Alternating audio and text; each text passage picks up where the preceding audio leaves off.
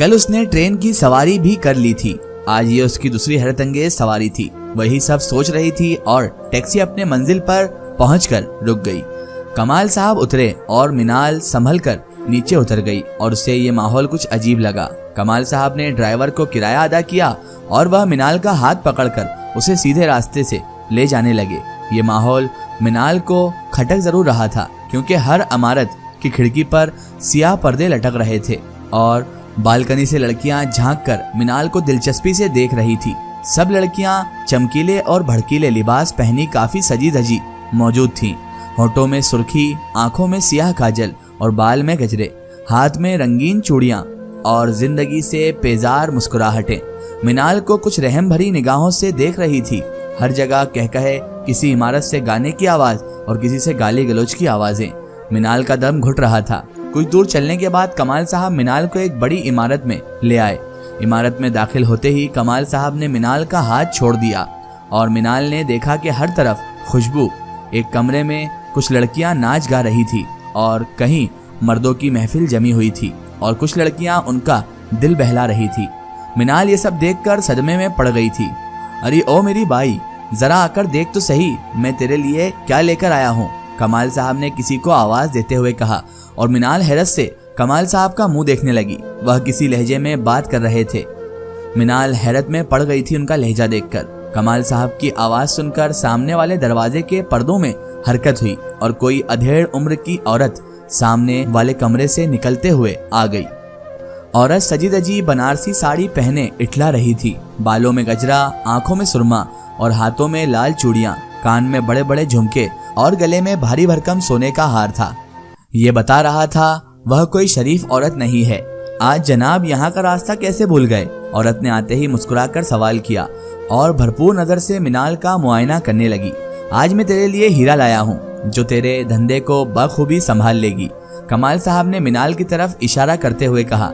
मिनाल चौंक पड़ी। आखिर ये किस लहजे में बात हो रही है और मिनाल को हीरा क्यों बोल रहे थे? औरत ने एक बार फिर लड़की को ऊपर से नीचे तक घूरकर देखा और कहा, चीज तो बहुत कमाल की लाया है तू, बहुत कमाल की चीज है ये, बहुत खूबसूरत है। लेकिन कमलो, ये तेरे हाथ लगी कहाँ से? आखिर तुझे ऐसी चीज कहाँ से मिल गई? शक्ल से बेहद शरीफ लड़की लगती है। तू आम खाना दरख्त ना गिन, बस इस बार मुझे कीमत 2 गुनी चाहिए, क्योंकि लड़की लाखों में एक है। कमाल साहब ने एक आंख दबाकर कहा, मंजूर है, तो सौदा हुआ पक्का, उस औरत ने कहा और उठकर चली गई। ये आप मुझे कहाँ ले आए हैं और ये किस सौदे की बात हो रही है? मिनाल ने बेचैनी से पूछा। कुछ नहीं बेटी, कारोबारी मामलात हैं और कुछ खास नहीं। इन औरतों से इनके लहजे में ही बात करते हैं। और तुम गौर से सुनो, मैं कुछ दिनों के लिए तुमको यहाँ छोड़ के जा रहा हूँ, जरूरी काम आ गया है, मैं तुमको जल्दी ही लेने आऊंगा, कमाल साहब ने बनावटी लहजे में कहा। कुछ देर बाद वो औरत फिर से आई। उसके हाथ में नोटों की गड्डियां थी। उसने कमाल साहब की तरफ वह पैसे बढ़ा दिए। कमाल साहब ने सारे पैसे समेटे और अपने थैले में भर लिए। पूरे 5 लाख हैं, उस औरत ने शान से कहा और मिनाल की तरफ होकर उसे देखने लगी। अच्छा बेटा, मैं अब चलता हूँ, आज से ये तेरी सरपरस्त हैं। अच्छा मेरी बाई, मुझे अब इजाजत दे, मैं अब चलता हूँ, अगली बार इससे भी ज्यादा खूबसूरत लड़की लेकर आऊंगा। ये कहकर कमाल साहब वहां से चले गए। कुछ देर बाद उस औरत ने मिनाल से पूछा, हाँ तो तेरा नाम क्या है? मैं मिनाल हूँ। मिनाल नाम है मेरा। और आप कौन है खाला? मिनाल ने मासूमियत से पूछा और वह औरत उसके करीब आ गई। मैं खाला वाला नहीं हूँ तेरी, समझ गई ना? मैं मीरा बाई हूँ, इस शहर की मशहूर तवायफों में से एक। पूरे रंग बस्ती में मुझसे बड़ी कोठी और किसी तवायफ की तूने आते वक्त नहीं देखी होगी। शहर के बड़े बड़े से और पारसा मर्द मेरी दहलीज में जरूर आते हैं, मीराबाई ने अय्यारी से कहा। मिनाल सदमे में चली गई कि वह एक तवायफ के यहाँ है। जिंदगी भर खुद को उसने पाकीज़ा रखा, कभी अपने घर से कदम बाहर नहीं निकाले और आज वह एक तवायफ के कोठे में खड़ी है। क्यों, क्या हो गया तुझे? जरूर उस बुढ़े कमलू ने तुझे मासूम को गुमराह करके यहाँ लाया है। आज से तू मिनाल नहीं, ये नाम तुझ पर जचता नहीं है, तू आज से मीनाबाई है। मिनाल बुद्ध बनी खड़ी मीराबाई की सब बातें सुन रही थी। सुन मीना, मेरे कुछ उसूल हैं और तू कान खोलकर सुन ले। यहाँ जितने भी मर्द आएंगे वह तुझे बहुत गुमराह करेंगे, बड़े बड़े सपने दिखाएंगे, लेकिन तू एक बात मेरी ध्यान से सुन ले। आज से तू एक तवायफ है, एक तवायफ, और एक तवायफ कभी भी किसी के घर की जीनत नहीं बन सकती, और अगर यहाँ से भागने की कोशिश की तो बहुत बुरा अंजाम होगा, और मुझे बगावत का सर कुचलना बहुत अच्छे से आता है। मीराबाई ने मीना के कंधे में हाथ रखते हुए कहा, क्या मैं एक तवायफ हूँ? मीना ने डरते हुए कहा। मीराबाई ने फलक सगाफ कहकहा लगाया और कहा, हाँ तो और क्या, तेरे कमाल ने तुझे मेरे हाथ बेच दिया है। सुन मीना, तू आज से और अभी से तवायफ बनने की तैयारियां शुरू कर दे।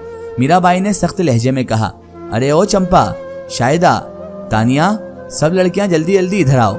मीराबाई ने जोर आवाज से कहा और सारी लड़कियां जल्दी जल्दी उधर आ गईं। सब लड़कियां काफी सजी धजी हुई थी। सुन ले सब, ये मीना है, आज से ये तुम लोगों के साथ रहेगी। ऊपर का कमरा खाली करवा दें पूनम से। और तू सुन कमली, इसे महफिलों के आदाब सिखाना, और तू रेखा, इसको नाच गाना सिखा दे। और तू तानिया, तू इसे तवायफों के आदाब और अदाएं और हर चीज जो एक तवायफ के अंदर होनी चाहिए इसे सिखा दे। और हाँ मीना, मुझे कोई शिकायत तेरी नहीं आनी चाहिए। और हाँ, तुम सब इसका अच्छे से ख्याल रखना और सब सहेली की तरह रहना। मीराबाई ये बोलकर वापस अपने कमरे में चली गई। बाकी सब लड़कियां उससे सवाल जवाब करने लगी, वो यहाँ कैसे पहुंची और कौन है, कहाँ से आई है। मीना सबके चेहरे देखने लगी और अचानक वह जमीन में धप से बैठ गई और रोने लगी। कुछ लड़कियां उसे समझा रही थी और कुछ उसका मजाक बना रही थी। सब लड़कियां लेकिन एक जुबान होकर बोल रही थी, ए मीना, आदत डाल ले, वरना बहुत बुरा और दर्दनाक अंजाम होगा। और मीना अपनी किस्मत और अपनी अक्ल पर आंसू बहा रही थी।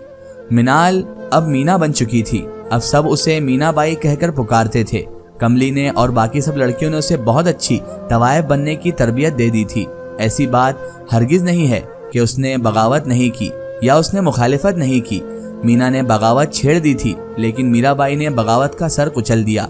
मीना ने कई बार कोठे से भागने की कोशिशें भी की, लेकिन बेसूद रहा। मीना पकड़ी गई और मीराबाई के दलालों ने उसे बेदर्दी से मारा पीटा। मिनाल कहीं जिंदा दफन हो चुकी थी और उसके पाकीज़गी का जनाजा बहुत पहले ही उठ चुका था। अब वह मशहूर तवायफ मीनाबाई बन चुकी थी। मीना पूरे शहर में अपनी खूबसूरती को लेकर मशहूर थी। वह रक्स अच्छे तरीके से सीख चुकी थी। अब वह हर महफिल की जान बन गई थी। उसके बगैर महफिलें वीरान लगती थी। मीना की बोलियां बहुत लगती थी और हर रात उसका सौदा होता था। वह हर रात दुल्हन की तरह सजती थी और कोई लुटेरा आता और उसकी इज्जत से खेलकर सुबह में चला जाता और फिर से वह बेवा हो जाती। हर रात उसकी सेज तो सजती, लेकिन उजड़ने के लिए। अब मीना को अपने वजूद से घिन आने लगी थी।